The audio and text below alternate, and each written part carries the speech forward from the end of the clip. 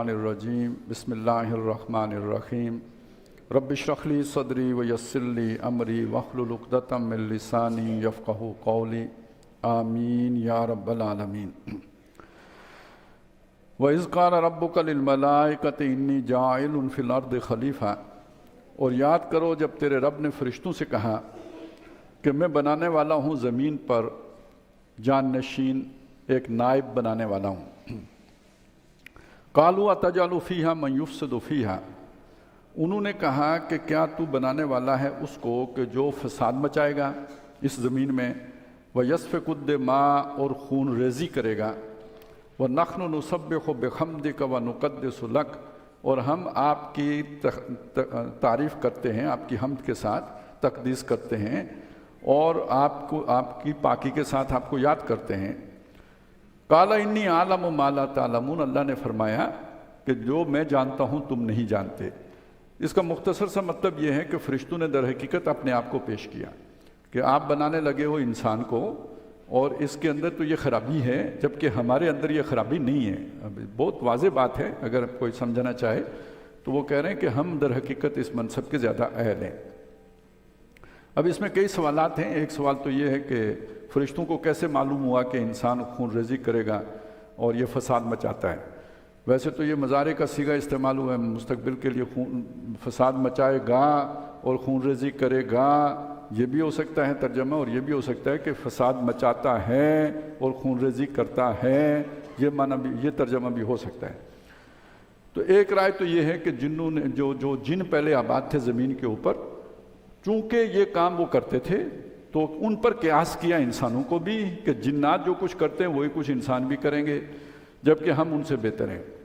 اور ایک رائے یہ ہے کہ انہوں نے مطلب قیاس، یعنی جسے کہتے ہیں اپنا تعقل کیا کہ اگر اختیار دے گا تو اختیار کا غلط استعمال بھی ہو سکتا ہے، تو اختیار نہیں ہونا چاہیے، یعنی یہ فرشتوں نے سوچ کر بتایا۔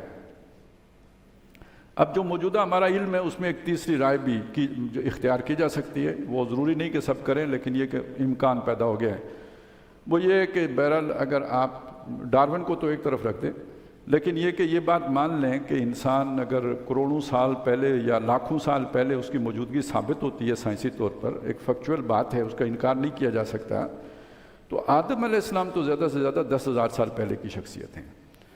تو اس سے پہلے، یعنی جب یہ واقعہ پیش آیا اس سے پہلے انسانوں کی موجودگی ثابت ہوتی ہے، اگر سائنسی طور پر ثابت ہوتی ہے، تو وہ کوئی انسان ایسے ضرور تھے کہ جن کے اندر یہ ظلم بھی تھا، زیادتی بھی تھی۔ ایک اشارہ سورہ احزاب میں آتا ہے کہ ایک امانت سپرد کی گئی آسمانوں کے بھی، زمین کے بھی، پہاڑوں کے بھی، فَأَبَيْنَا يَحْمِلْنَهَا، انہوں نے اٹھانے سے انکار کر دیا، فَيَشْفَقْنَا مِنْهَا، اس سے ڈر گئے، وَحَمَلَهَا الْإِنسان، انسان نے اٹھا دی، إِنَّهُ كَانَ ظَلُومًا جَهُولًا، وہ ظالم بھی تھا اور جاہل بھی تھا، لیکن اٹھانے کے بعد تو اب وہ ظالم نہیں رہا، اب تو اکثر تقویم پر وہ ہو گیا نا۔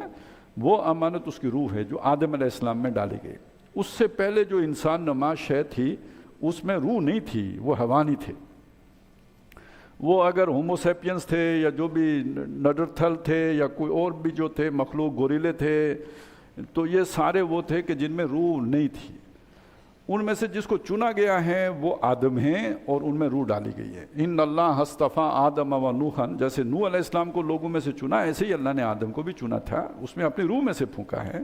اب یہ جو آدم علیہ السلام کی، یہاں سے انسان کے یوں سمجھے ایک نئے دور کا آغاز ہے، تو خلافت یہاں سے ملی ہے، وہ پہلے والی خلافت نہیں ہے، وہ دور ہے جس میں انسان نے فساد کیا۔ تو فرشتوں نے اس فساد کو دیکھتے ہوئے یہ بات کہی، یہ فسادی ہے، یہ خون ریزی کرتا ہے۔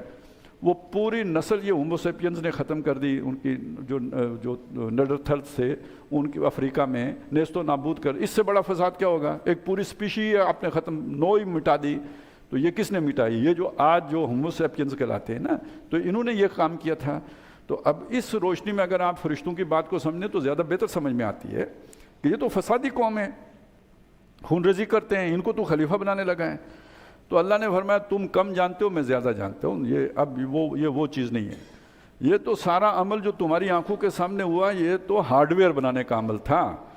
اب میں نے جو سافٹ ویئر اس پہ انسٹال کیا ہے اس کے بعد یہ خیر کا جو ہے نا، یہ تم سے آگے بڑھ گیا، اب تمہیں سجدہ کرنا پڑے گا ان کو، یہ بہت اعلیٰ شے میں نے اس کے اندر वह नफ़क़ तो फ़ी है मिर रूह ही, अपनी रूह में से फूंका है इसके अंदर।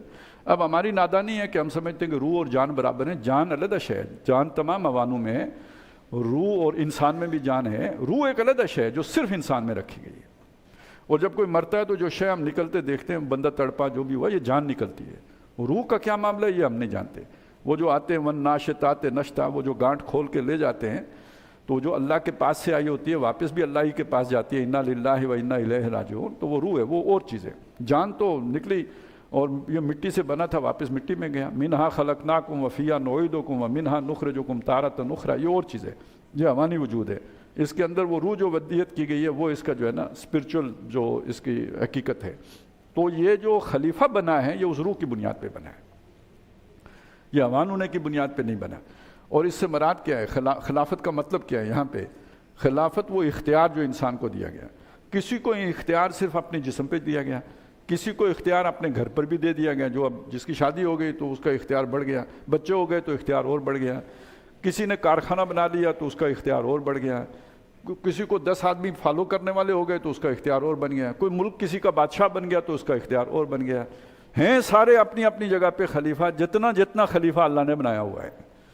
अब इस खिलाफत का इबादत से क्या ताल्लुक़ है? जहाँ जहाँ इख्तियार मिला है उसको अल्लाह के दिए हुए जो अहकाम है उसके ताबे बसर करो, तो ये खिलाफत इमामत की सूरत इख्तियार कर ली, मतलूब खिलाफत है।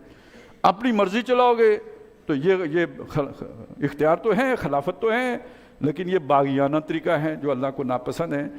तो ये इख्तियार अल्लाह ने फ़िरौन को भी दिया था, वो बादशाही करे मिस्र के ऊपर, उसने अपनी मर्जी चलाई, तागूत करार पाया। नमरूद को भी इख्तियार किसने दिया था? बादशाही किसने दी थी? अल्लाह ही ने दी थी। उसने उसके गलत इस्तेमाल किया, तागूत बन गया। कुलिल्लाहुम्मा मालिकल मुल्क तोतिल मुल्का मन तशा, तू ही बादशाही देता है जिसको चाहता है, जिसको चाहता है उससे छीन लेता है, जिसको चाहता है उसको अता कर देता है। तो बादशाही देने वाली ज़ात अल्लाह ही की है। फ़िरौन को भी उसी ने बादशाह दी, नमरूद को भी उसी ने दी, और सुलेमान अलैहिस्सलाम को भी उसी ने दी, दाऊद अलैहिस्सलाम को भी उसी ने दी। इन दो ने अल्लाह के हुक्म के ताबे उस पर अमल किया, तो वो गोया हकीकी खलीफा हो गए। वो उसने खिलाफत का हक अदा नहीं किया। अब इसको लेके आ जाए इनफरादी ज़िंदगी पर, मेरे जिस्म पर किसकी हुकूमत है? मेरी। अब मैं इस पर अपनी मर्जी चलाऊं जैसे आजकल नारा है, तो ये वही फ़िरौन वाला काम है। उसने एक बड़े रकबे पर किया, मैंने एक छोटे रकबे पर किया, लेकिन आदत तो दोनों की एक है। अब मुझे अगर पूरे मुल्क पर इख्तियार मिल जाए तो जो मैं अपने जिस्म के साथ करता हूँ वही सारे मुल्क के साथ करूँगा।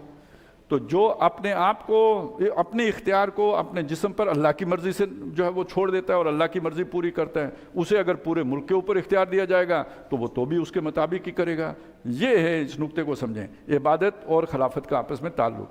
अब वो खिलाफत इबादत बन गई जब आपने अपने इख्तियार को अल्लाह के हुक्म के ताबे कर दिया। दूसरी बात ये जो आगे आ रही है, जो अल्लाह ने फरमाया कि मैं जो जानता हूँ जो तुम नहीं जानते, अब वो क्या शय? यानी खिलाफत की बुनियाद ये नहीं है कि तुम तस्बीह कितनी करते हो, ये नहीं है कि तुम अल्लाह की हम्द कितनी करते हो, वो तुम ज़्यादा करते हो। तुम हर वक्त कोई रुकू में रहता है, कोई सजदे में रहता है, कोई क़याम में रहता है, हर वक्त तुम तस्बीह करते रहते हो। खिलाफत की बुनियाद कोई और है, वो ये नहीं है। वो क्या है? वअल्लम आदम अल-अस्मा कुल्लहा, और अल्लाह ने सिखा दिए आदम को तमाम चीज़ों के नाम। ये एकदम इल्का नहीं कर दिए, उसने ग्रेजुअली सीखे। उसके अंदर ये कुव्वत थी, इस्तेदाद थी। अल्लाह ने उसके अंदर ये जो है ना सॉफ्टवेयर इंस्टॉल किया था कि वो सीख सकता था, उसने सीखे। यानी चीज़ों की खासियात, ये पानी है ये क्या करता है, ये आग है ये क्या करती है, ये कैसे बनी है, पानी का जो है ना वो H2O ये है, हाइड्रोजन और ऑक्सीजन का वो उससे बनता है, वजूद में आता है। ये सारा इंसान मालूम कर सकता है, बाकी फरिश्तों के बस की बात नहीं है। ये इल्म अल्लाह ने इंसान को सिखा दिया। वअल्लमा आदम अल-अस्मा कुल्लहा, हर शय के बारे में, ये उनके खवास जमा करके उसका कोई नाम रख के उसके साथ उसकी पहचान बना लेना, अपने दिमाग में उसका एक पूरा डाटा फीड कर लेना और फिर उससे नतीजे निकालना, ये इंसान का वस्फ है। सुम्मा आरज़हुम अलल मलाइका, फिर फरिश्तों से कहा लाओ भाई आप भी ज़रा कुछ बताओ ना, ये क्या है? अब ये है फरिश्तों की महदूदियत। ये इल्म अल्लाह ने इंसान को दिया, ये इल्म फरिश्तों को नहीं दिया, वो नहीं जानते ये चीज़ों के खवास के बारे में, उन्हें इल्म नहीं है। वो यूँ समझे जैसे अल्लाह ताला की तरफ से पाबंद हैं, जो अल्लाह उन्हें कहे वही कर सकते हैं। उन्हें अल्लाह ने अपने इख्तियार ही नहीं दिया कि अपने से फैसला करें। وَيَفْعَلُونَ مَا يُؤْمَرُونَ، وہ وہی کرتے ہیں جس کا ان کو حکم دیا گیا ہوتا ہے۔ اب یہ ویسے لفظ اچھا نہیں لگتا لیکن بات سمجھانے کے لیے کہہ رہا ہوں، جیسے ہم انسانوں نے آج کوئی مشین بنا لی جو انسان کے حکم کے تابع ہو، جو اس کو فیڈ کر دیا گیا ہو وہ وہی کرتی ہو، تو اللہ تعالیٰ نے فرشتے بنا دیے، وہ وہی کرتے ہیں جس کا اللہ تعالیٰ نے ان کو حکم دیا ہوتا ہے، اس سے دائیں بائیں وہ کر ہی نہیں سکتے، وہ اختیاری نہیں، لہٰذا ان کے پاس یہ والا علم بھی نہیں ہے، یہ جو خاص طور پہ علم الاشیاء ہے اس سے وہ محروم رکھے گئے۔ تو اللہ نے فرشتوں سے کہا اب یہ کر کے دکھاؤ، مجھے بتاؤ ان چیزوں کے نام، انبئونی باسماء ہؤلاء ان کنتم صادقین، اگر تم سچے ہو۔ یعنی یہاں سچے ہونے کا مطلب کہ اگر تم سمجھتے ہو واقعی حقدار ہیں ہم خلافت کے، تو خلافت کی بنیاد تو یہ ہے، دنیا کے امور نبھانے ہیں نا، تو دنیا کے بارے میں تمہاری معلومات کتنی ہیں ذرا یہ بتاؤ مجھے۔ قالوا سبحانک، انہوں نے کہا اللہ تو پاک ہے، لا علم لنا، ہمارے پاس کوئی علم نہیں ہے، الا ما علمتنا، سوائے اس کے کہ جو تو نے ہمیں سکھایا، انک انت العلیم الحکیم، باقی یہ کہ تو ہی ہے جو کل علم والا ہے، حکمت والا ہے۔ قال یا آدم، اب اللہ تعالیٰ نے کہا اے آدم، انبئہم باسمائہم، ان کو ان چیزوں کے نام جو ہے، یعنی ان کے جو خواص ہیں، ان کی جو تعریفیں ہیں وہ ان کے سامنے بیان کرو، پیش کرو۔ فلما انباہم باسمائہم، تو جب آدم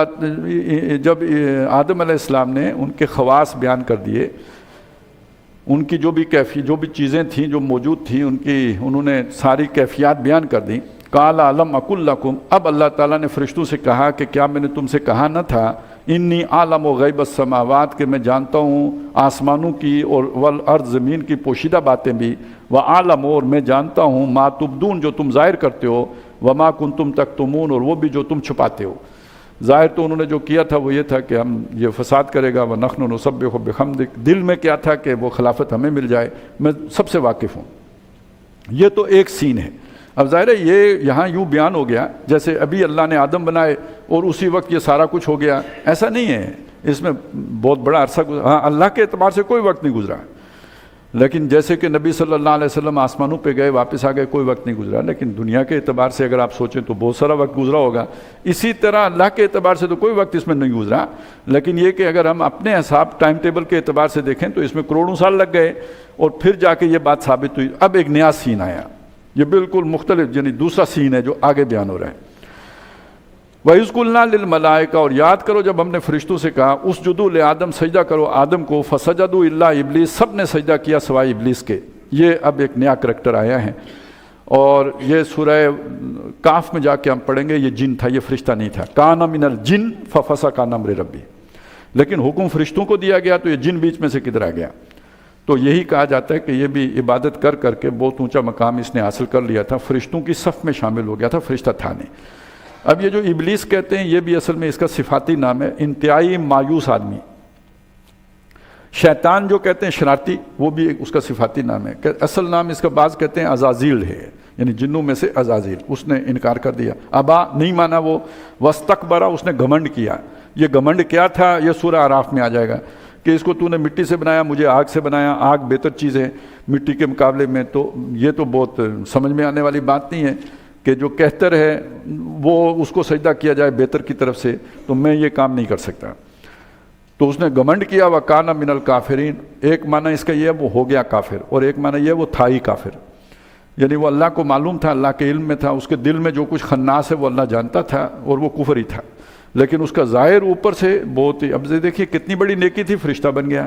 اب آپ بھی بعض لوگوں سے ان کی نیکی ظاہری دیکھ کر دھوکہ کھا سکتے ہیں، میں بھی کھا سکتا ہوں، انسان دنیا میں یہ دھوکے کھاتے ہیں، لیکن اس کسی کا باطن کیا ہے یہ تو جب اللہ کے سامنے پہنچے گا تو پتہ چلے گا نا۔ اب یہ جو تھا، جو بلم بن باورا، کتنا بڑا عالم تھا، کیا مقام اور مرتبہ تھا، اندر سے بعد میں نکلا کیا۔ ابو عمر راہب، جو نبی صلی اللہ علیہ وسلم سے پہلے مدینے کا روحانی پیشوا تھا، آپ صلی اللہ علیہ وسلم کے آنے کے بعد اس کی حقیقت کھلی تو وہ کیا نکلا۔ موسیٰ علیہ السلام کے دور میں جو سامری تھا، کتنا بڑا روحانی بزرگ تھا جس نے جبریل کو دیکھا،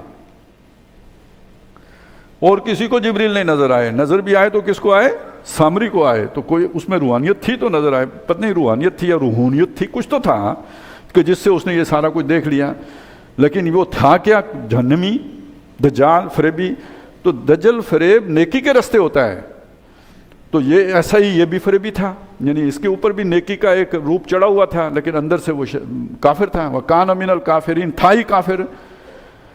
وَقُلْنَا یا آدم، اور ہم نے کہا اے آدم، اسکن انت و زوجک، سکونت اختیار کرو تم بھی اور تمہاری بیوی بھی۔ اچھا یہ قرآن مجید میں ہم پہلی مرتبہ پڑھ رہے ہیں، لیکن قرآن کی نزولی ترتیب کو دیکھیں تو یہ 7ویں مرتبہ آ رہا ہے، 6 مرتبہ اس سے پہلے مکی قرآن میں آ چکا ہے۔ تو وہ یعنی جو قاری ہے قرآن کا اسے پتہ ہے اس واقعے کی تمام جزیات کا، وہ پہلے آ چکی ہیں۔ تو ہم نے کہا اے آدم اسکن، سکونت اختیار کرو، انت و زوجک، تم بھی اور تمہاری بیوی بھی، الجنہ، وہ جو جنت ہے اس میں۔ یہ اس جنت کے بارے میں اختلاف ہے کہ پہلی بات تو یہ ہے کہ یہ تقریباً اس پہ اتفاق ہے کہ یہ جنت جو ہے وہ جنت الفردوس نہیں ہے جس میں مرنے کے بعد جائیں گے۔ یہ بات اس لیے بتا رہا ہوں کہ وہ جن کو نہیں پتہ ہوتا وہ حیران ہوتے رہتے ہیں کہ نکالا جنت سے، پھر جنت کا لالچ بھی دیا، یہ کیا چکر ہے؟ نکالا مجھ کو جنت سے فریب زندگی دے کر، دیا پھر شوق جنت کیوں؟ یہ حیرانی نہیں جاتی؟ تو وہ حیرانی آپ دور کر دیں، وہ جس جنت کا وعدہ ہے وہ نہیں ہے جس میں آدم تھے۔ یہ اس پر اتفاق ہے، یہ آزمائشی جنت تھی، اس میں مستقل نہیں رہنا تھا۔ بنے کہاں کے لیے تھے؟ وَإِذْ قُلْنَا لِلْمَلَائِكَةِ إِنِّي جَاعِلٌ فِي الْأَرْضِ خَلِيفَةً، یہ ایک عارضی ان کا ایک امتحان کے لیے وہاں پہ رکھا گیا تھا۔ تو یہ وہ جنت نہیں ہے جس میں جانا ہے۔ ایک بات اختلاف کس میں ہے کہ یہ جنت آسمان پر تھی یا زمین پر تھی؟ اکثریت کا خیال یہی ہے آسمان پر تھی، کیونکہ آگے اترو کا اب وہ انہوں نے ترجمہ کیے ہوئے ہیں، اگرچہ کہ اہبتو کا ایک مطلب اترو بھی ہے، ایک مطلب سیٹل ہونا بھی ہے۔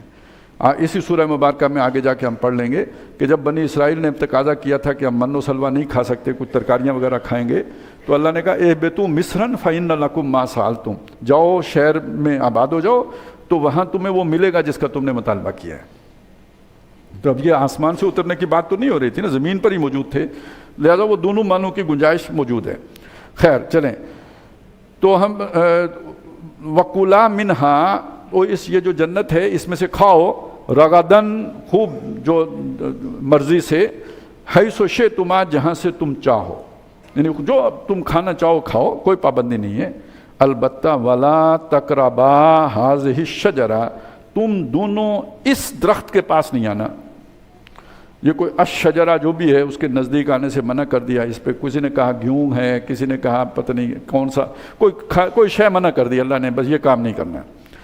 فَتَكُونَا مِنَ الظَّالِمِينَ، اگر یہ کر گزرے تو ظالموں میں سے ہو جاؤ گے، نا انصافوں میں سے ہو جاؤ گے۔ اب کچھ عرصہ تو پرہیز کی ہوگی، اس کے بعد وہ شیطان آ گیا، اور عیسائی روایات تو یہ ہیں کہ وہ اس نے آ کے آدم علیہ اماں ہوا کو ورگلایا، اور ان کے ذریعے سے جو ہے نا وہ آدم علیہ السلام کو بھی ورگلایا۔ قرآن مجید یوں کہتا ہے، بلکہ بعض جگہوں پہ صرف آدم علیہ السلام کا ذکر ہے، اماں ہوا کا ذکر ہی نہیں ہے۔ جہاں دونوں کا ذکر کیا، اکٹھا کیا، جیسے یہاں پہ کیا۔ فَأَزَّلَّهُمَا الشَّيْطَانُ، شیطان نے ان دونوں کو جو ہے نا وہ بھٹکا دیا، پھسلا دیا، کہ وہ جو اللہ نے جہاں پہ جس موقع پر کھڑے ہونے کا کہا تھا اس سے ڈگمگا گئے۔ فَأَزَلَّهُمَا الشَّيْطَانُ عَنْهَا، اس حکم سے شیطان نے انہیں پھسلا دیا۔ فَأَخْرَجَهُمَا، یعنی اب اس میں انڈرسٹوڈ کیا، انہوں نے کھا لیا، تو اس کھانے کے نتیجے میں ان دونوں کو وہاں سے نکلنا پڑا، تو اس شیطان نے نکلوا دیا ان دونوں کو مما کانا فی، جس میں کہ وہ دونوں تھے، یعنی اس جنت سے نکلنے پر یہ ہوا حادثہ۔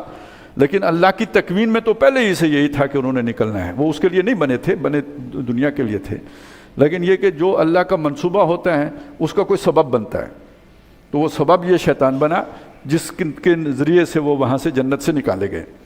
وَقُلْنَا، اور ہم نے کہا، اہبتوا مصرا، اہبتوا بعضکم لبعض عدو، ایک دوسرے کے دشمن ہوتے ہوئے اب اتر جاؤ یہاں سے، یا نکل جاؤ یہاں سے، یا جا کے ادھر قیام کرو دنیا میں۔ یہ اللہ تعالیٰ نے حکم دے دیا۔ اس سے عام طور پہ ہم سمجھتے یہی ہیں کہ یعنی شیطان اور تم ایک دوسرے کے دشمن ہو، وہ تو ہو، اس میں کوئی شک نہیں، اِنَّهُ لَكُمْ عَدُوٌّ مُبِينٌ، قرآن بار بار کہتا ہے۔ لیکن یہ کہ یہ جو ایک پہلو یہ بھی ہے کہ میاں بیوی سے بھی کہا تو اترو نا، تو یہ اس کا اطلاق اگر ان پہ بھی کریں تو جو میں نے پہلے آپ کے سامنے بات کی تھی کہ یہ دنیا میں جتنے بھی تعلقات ہوتے ہیں، انسان کو سارے دکھ اور غم یہیں سے ملتے ہیں، اسی دائرے کے اندر سے ملتے ہیں۔ وہ کیا ایک ہے نا کہ جو درد ملا اپنوں سے ملا، غیروں سے شکایت کون کرے، تو یہ سارا کچھ ہمیشہ اپنوں ہی سے ہوتا ہے نا۔ غیر اب جو امریکہ میں بیٹھا ہوا ہے وہ کوئی کتنا ہی بڑا بدماش کیوں نہ ہو، میرا کیا بگاڑے گا، وہ تو مجھ سے دور کوسوں دور ہیں۔ ہاں جو اس کا دوست ہوگا ہمارے ملک میں سے تو وہ مصیبت میں ہے۔ وہ ویسے کہتے بھی ہیں نا کہ امریکہ کی جو دوستی ہے وہ خطرناک ہے، اور نہیں، امریکہ کی دشمنی خطرناک ہے اور اس کی دوستی تو ہلاکت خیز ہے۔ یہ ویسے جس کے وہ ہنری کسنجر کا کہا جاتا ہے کہ اس نے یہ بات کہی ہے، تو اس نے بالفاظ دیگر امریکہ کو شیطان کہا ہے، کیونکہ یہ تو صادق پوری طرح شیطان پہ آتی ہے کہ اگر آپ اس کے دشمن ہیں تو بہرحال شیطان کی دشمنی خطرناک بات ہے، اور اگر آپ اس کے دوست ہو گئے تو پھر یہ ہلاکت ہے، پھر تو آپ کی کوئی بچت نہیں ہے۔ وہ تو پھر آپ کو لے کے سہج گہرے سمندر میں لے کے پھر اب آپ کے سامنے رکھے گا دو آپشن، یا تو میری پیٹھ پر سوار ہو جاؤ میری اب ساری اطاعت کرتے ہوئے، یا پھر سمندر میں ڈوبنے کے لیے تیار ہو جاؤ۔ Between the dual and the deep sea, یہ اس کا آخری جو ہے نا مقام ہوتا ہے، شیطان کی دوستی کا آخری منزل۔ اب آپ جو آج یا کل جو حادثہ ہوا ہے یوکرین کے صدر کے ساتھ، جو کچھ امریکہ میں اس کے ساتھ بیتی ہے، تو اس کے بعد یہ بات بالکل جو ہے نا یقین کے درجے، یہی شیطان کرتا ہے، 100% یہی شیطان بندے کے ساتھ کرتا ہے۔ اِنَّهُ لَكُمْ عَدُوٌّ مُّبِينٌ، واضح طور پر تمہارا دشمن ہے۔ تو وہ تو آخر میں جا کے دشمنی کھلتی ہے، شروع میں تو سجن بن کے آتا ہے، دشمن بن کے تو نہیں آتا ہے۔ وَلَكُمْ فِي الْأَرْضِ مُسْتَقَرٌّ، اور زمین کے اوپر تمہارا ٹھکانہ ہے، وَمَتَاعٌ إِلَىٰ حِينٍ، اور ایک وقت تک کے لیے تمہاری زندگی کا سارا ساز و سامان، وہ جو میں کہتا ہوں نا انکیوبیٹر بنائے ہیں، تو وہ سارا تمہارا یہاں پہ اللہ نے موجود کر دیا ہے۔ اب یہ کہ یہ کام تو ہو گیا، آدم علیہ السلام کو بڑی اس پہ ندامت ہوئی۔ اب یہ دیکھیے، یہ اسے نہیں پتا تھا، کس کو؟ شیطان کو۔ آدم کی ایک صلاحیت کا فرشتوں کو نہیں پتا تھا کہ یہ علم الاسماء سے واقف ہے، اور دوسری جو اس کے صلاحیت ہے توبہ کرنے کی، رجوع کرنے کی، پلٹ آنے کی، ندامت اختیار، شرمندہ ہونے کی، اس کا ابلیس کو نہیں پتا۔ اس نے سمجھا میں دانہ کھلاؤں گا یہ ہمیشہ کے لیے اللہ کی نگاہ سے گر جائے گا۔ ایک کام تو ہو گیا کہ وہ جنت جس میں آرام سے تھا وہاں سے تو نکل گیا، اب وہ دکھ درد غم جو دنیا میں اسے ملنے تھے اس کے سپرد کر دیا گیا۔ بعضکم لبعض عدو، اب درد سے نہیں یہاں پہ، یہ غم کیا کام ہے، چلیں محبت بھی ہے، کوئی فوت ہو گیا تو غم تو آ گیا، پارٹنگز آر آلویز پینفل، تو یہ زندگی پینفل ہے، تکلیف دہ۔ لقد خلقنا الانسان فی کبد، اب اس میں آ تو گیا ہے، پھنس تو گیا ہے اس کے اندر، لیکن یہ کہ اب اس کے بعد جو معاملہ ہے کہ اس درد کی دوا کہاں سے آئے گی؟ تو وہ جب انسان کے اندر احساس ندامت پیدا ہوا، شرمندگی پیدا ہوئی، تو اللہ تعالیٰ نے اس کا وہ جو ہے نا اس کی رحمت جوش میں آئی، اس نے تھام لیا اسے، وہ ایسا ہو گیا جیسے اس نے جرم کیا ہی نہیں۔ تو آدم علیہ السلام کے یہ جو جذبات تھے، ظاہر ہے اس کے لیے ان کے پاس الفاظ نہیں تھے، الفاظ اللہ نے ان کو عطا کیے، وہ الفاظ ہیں جو سورہ اعراف میں ہم پڑھیں گے، ربنا ظلمنا انفسنا وَإِن لَّمْ تَغْفِرْ لَنَا وَتَرْحَمْنَا لَنَكُونَنَّ مِنَ الْخَاسِرِينَ۔ تو یہاں ان کو صرف کلمات کہا، فَتَلَقَّىٰ آدَمُ مِن رَّبِّهِ كَلِمَاتٍ، تو آدم نے اپنے رب سے کوئی کلمات سیکھ لیے، یعنی اللہ تعالیٰ نے القاء کر دیا آدم کی طرف، فتاب علیہ، تو وہ اس کی طرف متوجہ ہوا، انہ هو التواب الرحیم، بے شک وہ توبہ قبول کرنے والا مہربان ہے۔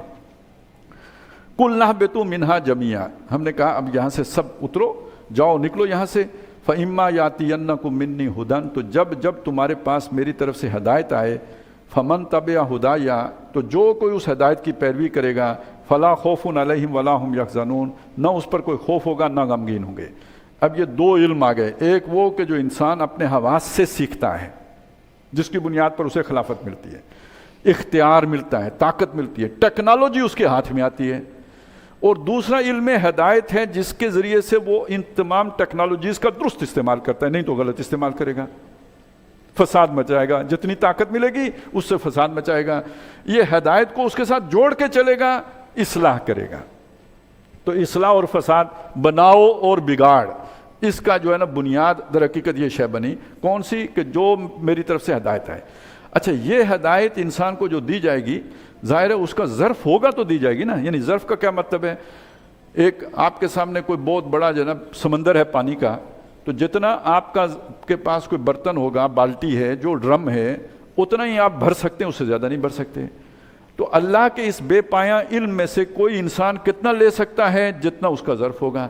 اب آج کے انسان کا ظرف کتنا ہے، ظرف ذہنی کتنا ہے، اور آج سے 1000 سال یا ایون 50 سال پہلے کے انسان کا ظرف ذہنی کتنا تھا، یا 100 سال پہلے والے کا کتنا تھا، یا موسیٰ علیہ السلام کے دور والے انسان کا کتنا تھا۔ تو ظرف کیسے بڑھے گا؟ یہ حواس، یہ والے جو ہیں عقل، اس کی جو جتنا بڑھتا جائے گا اتنا ظرف بڑھتا چلا جائے گا، اور اسی کے مطابق اللہ کی ہدایت کو پانے کا پیمانہ بڑھتا چلا گیا۔ یہی وجہ ہے کہ تورات، انجیل جو سابقہ کتب ہیں، یہ ان میں کامل ہدایت نہیں دی گئی، کیونکہ انسان کا بھی ظرف ہی اتنا نہیں تھا کہ اس کو سارے کو اس کامل ہدایت کو اپنے اندر سمو سکے۔ محمد رسول اللہ صلی اللہ علیہ وسلم کو الہدا دی گئی، اس لیے کہ اب انسان کا ظرف ذہنی اتنا ہو چکا ہے کہ وہ اس کو اپنے ذہن کے اندر سمو سکتا ہے، اور قیامت تک جہاں تک بھی انسان کا علم پہنچے گا یہ قرآن مجید اس کی پیاس بجھانے کے لیے کفایت کرے گا۔ تو یہ ان دونوں علوم کا آپس کا تعلق ہے۔ تو جو اس ہدایت کی پیروی کریں تو ان کے لیے نہ کوئی خوف ہوگا نہ وہ غمگین ہوں گے۔ اب دیکھیے دنیا میں غم بھی ہے، خوف بھی ہے۔ کل کیا ہوگا، یہ جتنی بھی ہماری پریشانی ہوتی ہے، انگزائٹی، یہ خوف کی بنیاد پر ہوتی ہے نا۔ وہ پھر بعد میں ٹینشن کی صورت اختیار کر کے، پھر بلڈ پریشر کی صورت اختیار کر، پھر عارضۂ قلب کی صورت اختیار کر کے، اور پھر آخر میں جناب اس کی بنیاد پر دنیا سے رخصتی کا باعث بن جاتی ہے یہ خوف۔ اور یہ غم کہ جو کچھ ماضی میں ہو چکا، یاد ماضی عذاب ہے یا رب، چھین لے مجھ سے حافظہ میرا۔ تو یہ خوف اور حزن، یہ دو ہی مصیبتیں ہیں جو سب سے بڑا درد دیتی ہیں انسان کو۔ تو اگر اس ہدایت کے تابع ہو جاؤ گے تو اس خوف اور غم سے نجات پا جاؤ گے، اس سے چھٹکارا حاصل کر لو گے، رستگاری مل جائے گی۔ والذین کفروا وکذبوا بآیاتنا، اور جنہوں نے کفر کیا اور جھٹلایا ہماری آیات کو، اولئک اصحاب النار هم فیہا خالدون، وہ دوزخ والے ہیں، ہمیشہ اس میں رہیں گے۔ اب یہ تو اصولی باتیں ان 4 رکوع میں آ گئیں۔ اب یہاں سے تذکرہ شروع ہو رہا ہے اقوام کا، اور خاص طور پر اس قوم کا کہ جس کو اللہ تعالیٰ نے کوئی 2000 سال تک فضیلت دیے رکھی ہے دنیا باقی لوگوں کے اوپر، اور یہ فضیلت ظاہر مخلوق ساری اللہ کی ہے، کالا ہو گورا ہو، اور مشرق کا رہنے والا ہو مغرب کا رہنے والا ہو، سب آدم کی اولاد ہیں، اللہ کی مخلوق ہیں، سب سے اللہ کو یکساں پیار ہے۔ یہاں جس فضیلت کا ذکر ہے وہ ایک اضافی ذمہ داری ہے، یعنی یہ کہ جیسے ہم کوئی بھی معاملہ چلانے کے لیے کسی کو کوئی ذمہ داری سونپ دیتے ہیں کہ آپ نے یہ انتظام کرنا ہے، چائے پلانی ہے، دریاں بچھانی ہیں، آپ نے ساؤنڈ سسٹم کو دیکھنا ہے، آپ نے امامت کرنی ہے۔ اب امامت جس نے کرنی ہے اس کی کتنی بڑی ذمہ داری ہے، سب سے بڑی ذمہ داری تو اس کی ہوگی۔ تو اس ذمہ داری کا تعلق اس سے ہے کہ اس نے اپنا حفظ پکا رکھنا ہے، یہاں پہ موجود رہنا ہے۔ کوئی اور اپنا وضو توڑ کے آگے پیچھے نکل جائے خیر خیریت ہے، لیکن امام صاحب تو اپنا وضو برقرار رکھنا ہے اور اپنا حفظ بھی پکا رکھنا ہے۔ تو یہ ان کی اضافی ثواب ان کو اس اضافی ڈیوٹی کے بدلے میں ملے گا۔ تو یہ اللہ تعالیٰ نے اضافی ذمہ داری بنی اسرائیل کو دے رکھی تھی، مخلوق خدا کو اللہ کے رستے پر ڈالنے کی ذمہ داری یہ ان کی تھی، امامت ان کو دی تھی اللہ نے۔ اور یہ اس قوم کا ذکر ہے۔ اور اب یہ سارا جو یہاں سے لے کے 15ویں رکوع تک مضمون چلا گیا ہے نا، یہ در حقیقت یہ ثابت کرنے کے لیے ہے کہ تم وہ ذمہ داری ادا کرنے میں ناکام ہو گئے ہو، اور اس کا تعلق یہ ہے کہ اس وجہ سے اللہ تعالیٰ نے تمہیں فائر کر دیا۔ جیسے ہوتا ہے نا کوئی بندہ آپ نے کسی جاب پہ رکھا، وہ کام نہ کرے، کیا کرتے ہیں آپ؟ اسے نکال دیتے ہیں، اس کی جگہ دوسرے کو وہ ذمہ داری دے دیتے ہیں۔ تو اب اللہ تمہیں فارغ کر رہا ہے۔ وہ کہتے ہیں نا، وہ جرنیل صاحب کو فارغ کیا جاتا ہے تو لیٹر ٹو تھینکس یا کوئی اس طرح کا کوئی شے ہوتی ہے وہ جو اسے دی جاتی ہے، یعنی اسے یہ نہیں کہا جاتا کہ تم نکلو۔ لیکن یہاں تو اللہ نے کہا وہ ضربت علیہم الذلۃ والمسکنۃ، تمہیں ذلیل ہو کے اور مسکین کر کے یہاں سے اللہ نکال رہا ہے، اب تمہاری چھٹی، تم فارغ ہو، اور یہ ذمہ داری اب اللہ کسی اور کو سپرد کر رہا ہے۔ یعنی وہ جا کے ہم جب دوسرا رکوع شروع کریں گے تو وہاں پہ آ جائے گا وَكَذَلِكَ جَعَلْنَاكُمْ أُمَّةً وَسَطًا لِتَكُونُوا شُهَدَاءَ عَلَى النَّاسِ، تو اب وہاں سے گویا وہ ذمہ داری تم سے چھن گئی، اس نئی امت کے سپرد ہو گئی۔ لیکن یہ جو پہلا رکوع ہے، یعنی 5واں رکوع جو بنی اسرائیل سے خطاب کا پہلا رکوع ہے، اس رکوع میں اللہ تعالیٰ نے ایک یعنی جو وہی دعوت کا اسلوب ہے، جیسے بلایا جا رہا ہو نیکی کی طرف، خیر کی طرف، بڑی خیر خائی کے ساتھ، ہمدردی کے ساتھ۔ تو یا بنی اسرائیل، اے اسرائیل کے بیٹو، اسرائیل کون ہے؟ یعقوب علیہ السلام، اور ان کے بیٹے ہیں 12 جو بیٹے تھے، جن میں سے ایک یوسف علیہ السلام بھی ہیں، یہ بنی اسرائیل کہلاتے ہیں، جو 12 قبیلے بن گئے بعد میں۔ اذکروا نعمتی، میری وہ نعمت یاد کرو، التی انعمت علیکم، جو میں نے تمہارے اوپر کی ہے۔ کون سی نعمت؟ نعمت ہدایت۔ ان میں نبی آتے ہی رہے، اللہ کا پیغام انہیں دیتے ہی رہے، یہ جو نعمت ہدایت میں نے تمہیں دی، وَأَوْفُوا بِعَهْدِي، اور میرا عہد پورا کرو، یعنی عبادت کے تقاضے پورے کرو، یعنی یہ کہ یہ جو پیغام تمہارے پاس ہے اسے دوسروں تک پہنچاؤ، یہ تمہاری ذمہ داری تھی، یہ میرا عہد تھا جو تم نے نبھانا ہے۔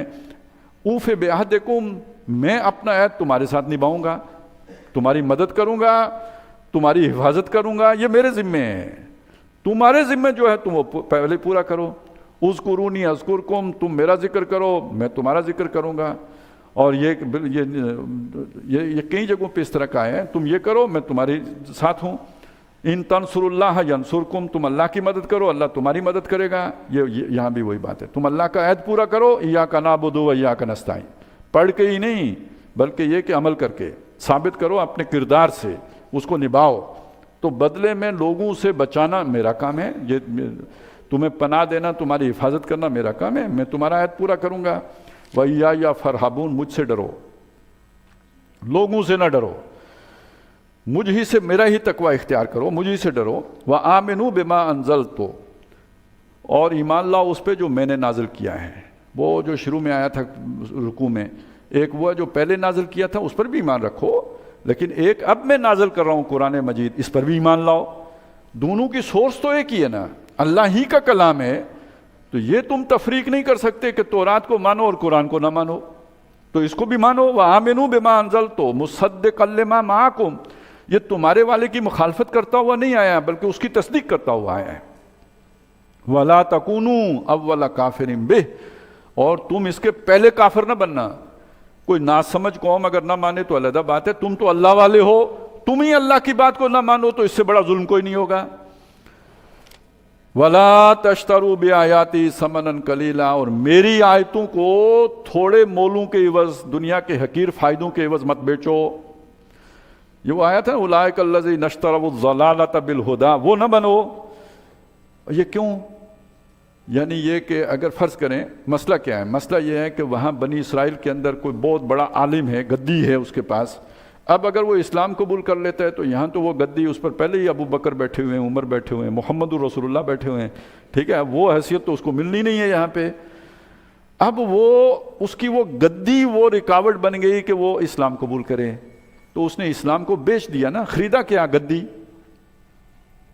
یا کہیں کوئی کسی دربار میں وزیر ہے یا کوئی بادشاہ ہے، ہرکل ہے، جب ہرکل کا مکالمہ ہوا اور اس نے ابو سفیان سے مختلف سوالات کر کے نبی صلی اللہ علیہ وسلم کی چھان بین کی، تو اسے احساس ہو گیا کہ یہ وہی نبی ہیں جن کا ذکر ہماری کتابوں میں ہے، وہ خود عالم تھا، پتہ لگ گیا، اور اس کی کوشش یہ تھی کہ پورا دربار مسلمان ہو جائے، میری بادشاہی انٹیکٹ رہے اور ہم سارے کل کے کل اسی پوزیشن میں اسلام قبول کر لیں۔ لیکن جب اس نے دیکھا منظر اور اسے لگا کہ میں نے اگر اسلام قبول کر لیا تو یہ تو مجھے چیر پھاڑ دیں گے، بادشاہی ختم، رتبہ چھوڑنا پڑے گا، وہ بادشاہی وہ دنیا کا وہ حقیر مول تھا جس کے عوض اس نے اسلام کو بیچا۔ تو جب ہم حقیر مول بولتے، میں نے وضاحت اس لیے کی کہ عام طور پہ ذہن میں یہی آتا ہے کہ وہ جو تعویذ لکھ کے بیچتے ہیں تو شاید وہی اللہ کی آیات بیچتے ہیں۔ نہیں، آپ دنیا کے جس فائدے کی خاطر ہدایت کو پس پش ڈالتے ہیں وہی حقیر مول ہے۔